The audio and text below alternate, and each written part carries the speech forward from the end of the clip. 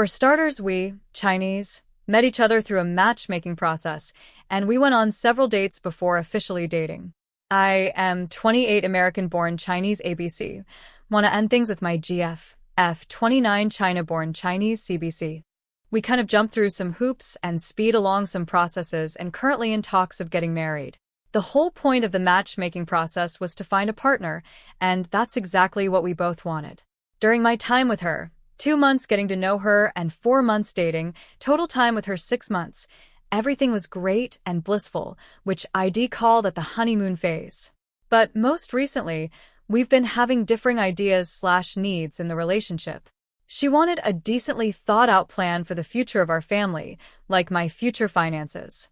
I currently work for a management group, and there really isn't a ladder per se to climb, but it's stable enough that I won't have worry about losing this job. Even though I don't make the best of money here, but it's well within average salary, and I live comfortably with it. GF points out that you'll live comfortably for yourself, and it's not enough to maintain a family. Which I agree, and I've told her I have something else I'm working on that'll increase my income, but I didn't want to disclose what it was. My father is helping me. But to her it wasn't enough. She wanted every little detail on it, which technically speaking she has the right to know, but when I try to tell her things will work out, she doesn't believe in me. In one of our arguments, I've mentioned that our child will be raised with the help of my parents, which is quite normal in our cultural tradition, and she's more than happy to know that. But her concern was how are they going to help raise their grandchild? That baffled me. Traditionally speaking, the grandparents will babysit, feed, and provide among other baby needs. Did she want me to say that they'll help pay for the baby, or if my parents will raise the child in our stead? Maybe I'm the one thinking too optimistically in the care my parents would provide to the child. Among other topics we discussed, the deal breaker for her was that I'm currently living with a cousin, M28, David fake name, who I see as a real brother. We grew up together since 10, went through school, college, and even worked in a similar field but not the same firm. She wanted him out of the house before we got married. 1. This is my father's house, so I didn't have a say on evicting David too. I've told her within 2 to 3 years he will move out. He's in the process of getting a place of his own, and he wouldn't start a family while living with me. He is recently married. 3. Yes, David can find place to rent in the meantime, but rent's expensive and I want to help him by not giving him this extra burden. She gave her ultimatum, until David moves out, we will not get married. To me, this was disrespectful of my relationship with David. She claims that I don't care about her feelings, which I don't think as such. If I didn't care about her feelings, would I have to ask David when does he plan on leaving?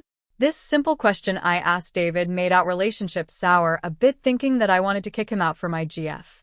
She felt that the 2 to 3 years was too long for her and needed a better deadline, like not an estimated time frame, but more of a why, which I couldn't answer.